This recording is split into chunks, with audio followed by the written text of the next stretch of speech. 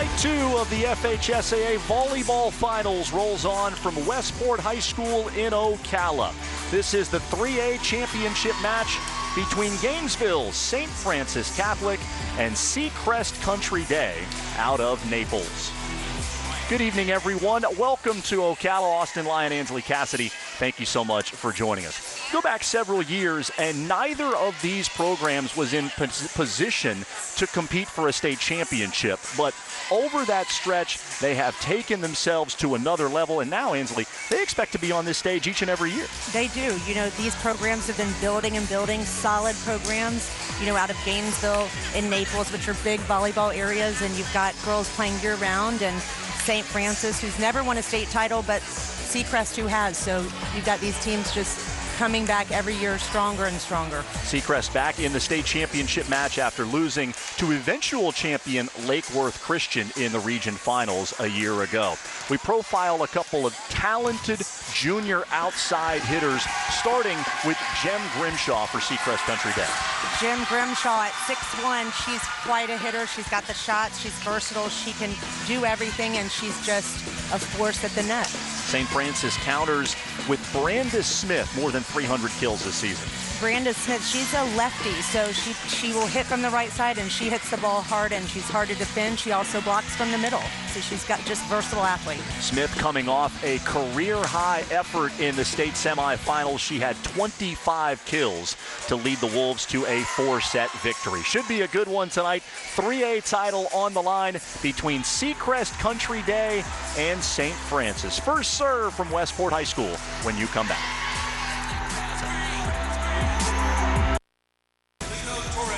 First time ever that Westport High School in Ocala has hosted the FHSAA Girls Volleyball Finals. 3A championship moments away between Seacrest Country Day and St. Francis Catholic. Here's a look at the Wolves' starting lineup. Madison Mazon, Libero. Megan Mitchell, setter. Brandis Smith, right side. Emily Bayline, middle. Megan Stockman, middle. Amanda Falk, outside. Abby Benton, outside. Woo!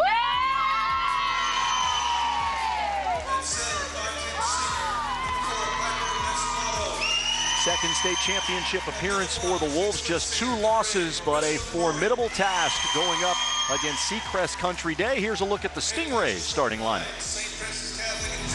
Jem Grimshaw, outside hitter. Piper Matsumoto, setter. Jordan Farina, middle blocker.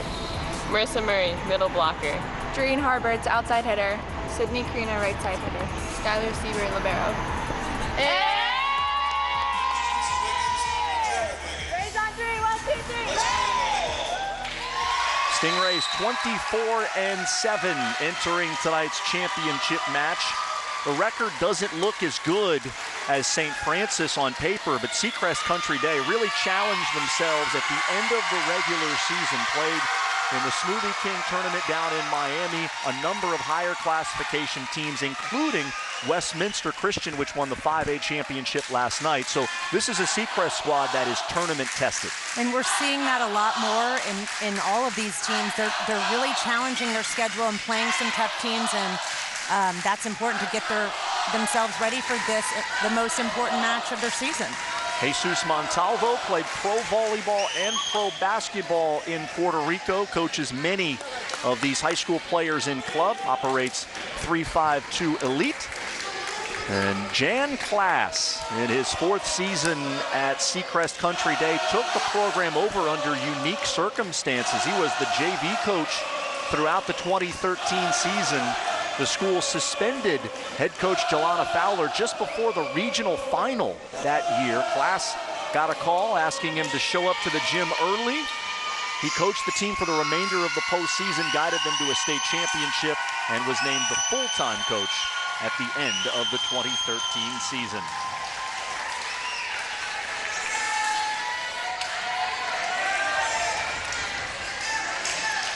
Fourth of 9 championship matches over this 3-day stretch here in Ocala.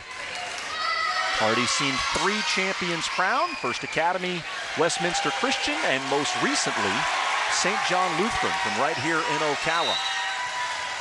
St. Francis is in blue, Seacrest Country Day in green, and away we go. Match starts with a service error. Much larger contingent here supporting St. Francis. Wolves campus located 45 minutes away from Westport High School.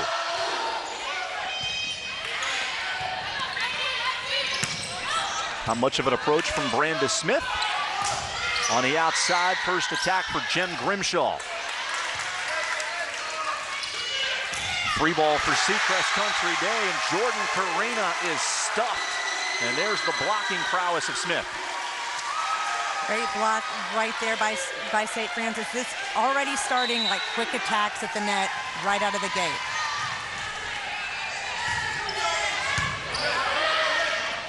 Piper Matsumoto back outside to Grimshaw. And each of the team's top players has scored a point. Smith for St. Francis. There's Grimshaw with her 443rd kill of the season.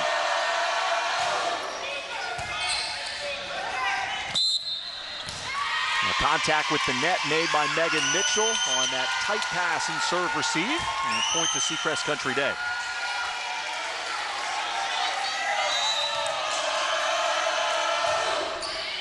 It has been a rapid rise for the Stingrays.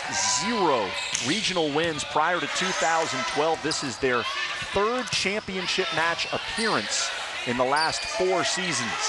Smith on the right side made good contact. Piper Matsumoto right there with the dig, and there's Grimshaw with a kill.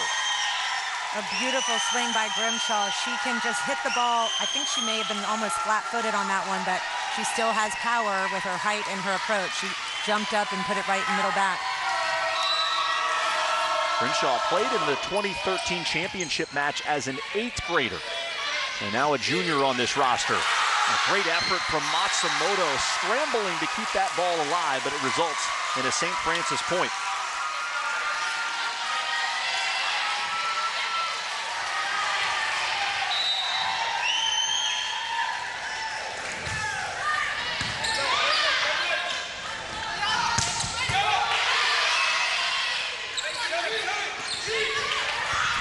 Roll shot from Amanda Falk, and a kill for Smith. Ball was on a tee right for her at the net. It was right there, and she put her hands up and just pushed it down. You can see she's got just that intense look on her face, but she gets up very high.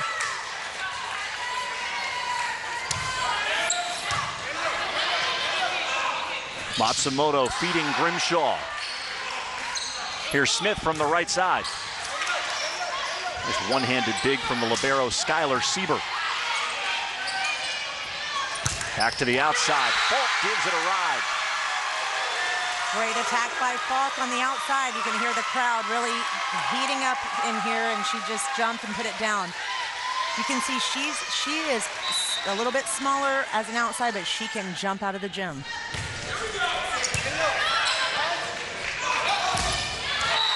Grimshaw's attack off of the antenna, and a point for St. Francis.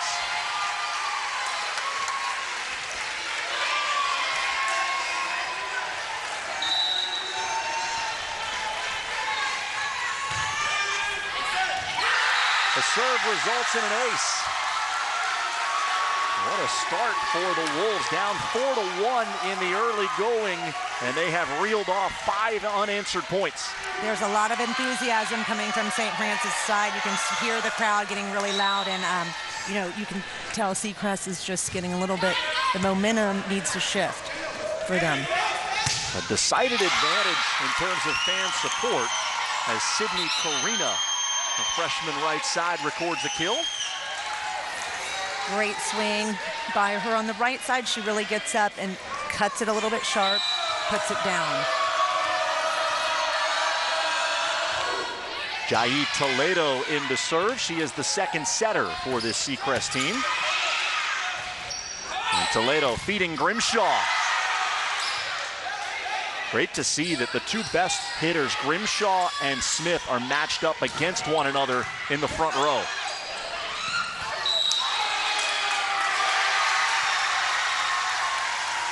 And 4 contacts. That ball did not make it across the net. Michelle DiCarlo with the whistle indicating a point for the Wolves.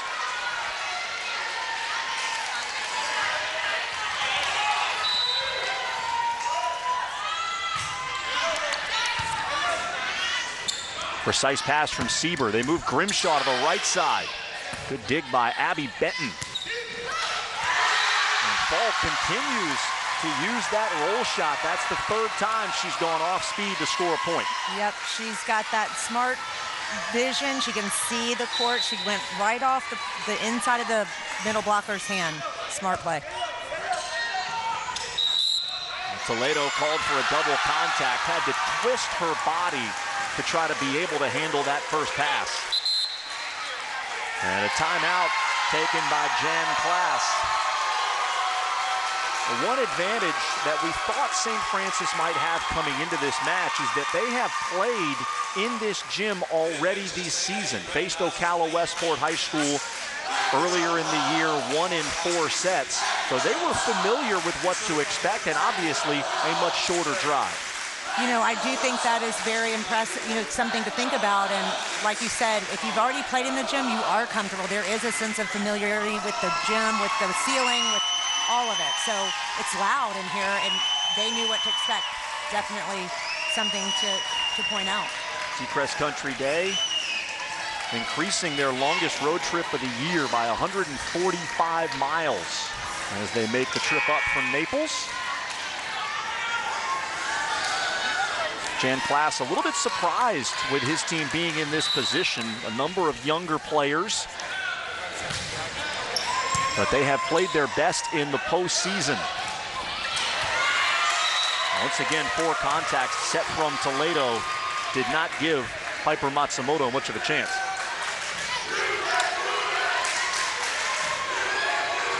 You know, both teams have really good defensive players in the backcourt, so they're able to make those passes, and both coaches, I feel like, have said that they need to work on the blocking because of these hitters. So great kill there by Grimshaw again. She rotates into the back row and will serve after this effort. And I'm sure Jan Klaas would much rather have her trying to hit against 5'7" Amanda Falk than 6'1" Brandis Smith. Absolutely.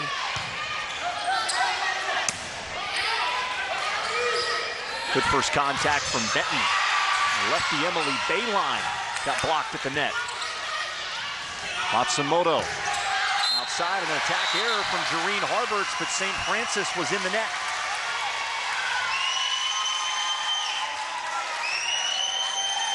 You often find in this first set that there's a lot of emotion getting into you're in the state finals. You've been working all season for this, and you can see these girls are basically warming up right now. Benton from the back row.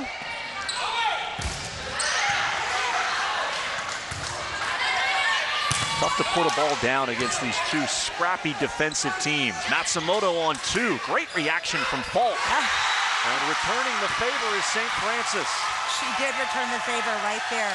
Wow, that's funny when you see that. The setter's just kind of pushing that ball, that fake out, and St. Francis, she went right back at her. And Megan Mitchell didn't show it until the last moment. Perfectly executed.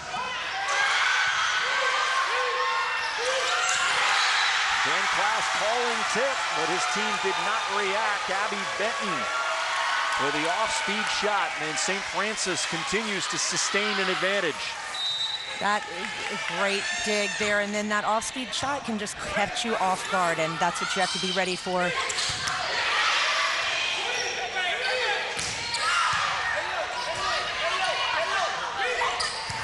Shoved deep into the court by Marissa Murray. Pancake from the Libero, Sieber, but no Seacrest player could get to it. Give Emily Bayline a kill. A great play by Bayline. You know, that deceptive tip. They think she's going to power down the ball, and she changes her hand at the last minute.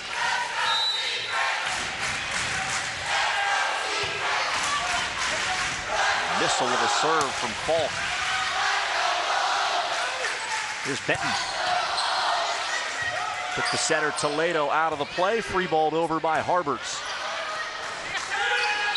In the middle, Bayline and a double contact.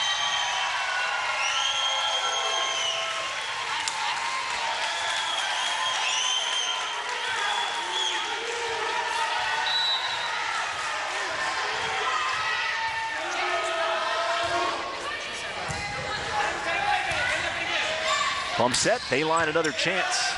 Toledo with the overpass. And Matsumoto looked like she was going to win the joust at the net, but Seacrest player was in the net. It was indeed Matsumoto. Right, you can see them both pushing their hands against each other, and, you know, that net violation is why the ball went down. So lucky point there for St. Francis. Toledo, the back set. Great approach from Matsumoto. Hardest hit ball we've had so far in the match comes off the right hand of the 5'10 senior. Absolutely. Like I said, this is like warm-up time. You see that beautiful back set, and she just whips her arm, fast arm swing, great approach for a kill. Matsumoto got a late start in the sport. Didn't play club volleyball until she was 14. She's got the mindset of a college volleyball player, pays very close attention to her nutrition, keeps her body in great shape. And that was a double contact against Megan Mitchell.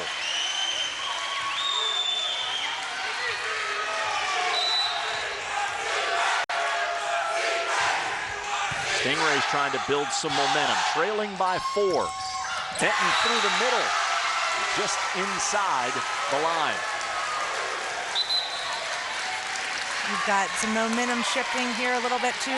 You're kind of got that score that's 15-10, but everyone's still warming up because we're seeing harder hit balls and different plays and different strategies at the net, and both teams are great at service receive.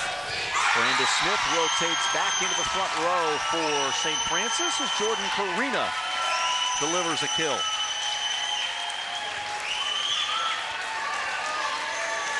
Jan Klass, a big fan of how active Karina is in the middle, and he has encouraged Piper Matsumoto to try and give her more attacks.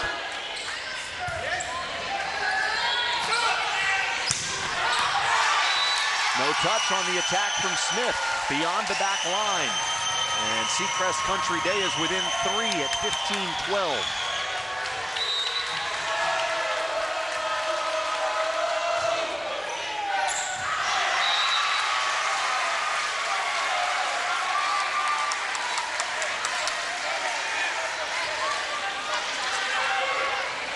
Jesus Montalvo with instructions for his senior libero, Madison Mazon. Matsumoto pushes it outside. Grimshaw didn't make great contact, but it was into the right area. Right, and she's going up, like you said, against Smith, who's blocking her. So those two head-to-head in the front row is pretty exciting to watch. Two college-level players for these respective teams. Here's the bump set for Smith, lefty on that right side, and the attack is wide. So a couple of attack errors from Brandis Smith. This is as close as Seacrest Country Day has been since the early going.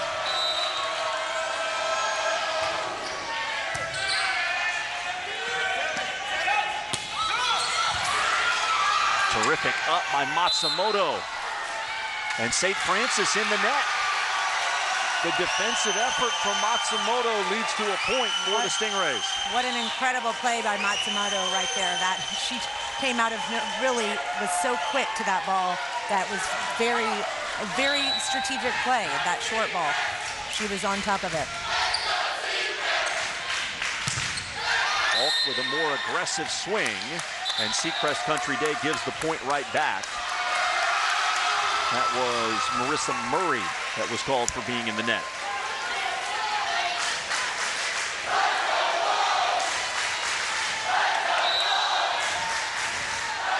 Mazon to serve. She was injured in the state semifinals, chasing down a ball. Didn't practice in the early part of the week, but Coach Montalvo says she's 100% tonight, and she delivers an ace to stretch the margin to 3. 18-15 St. Francis here in the opening set.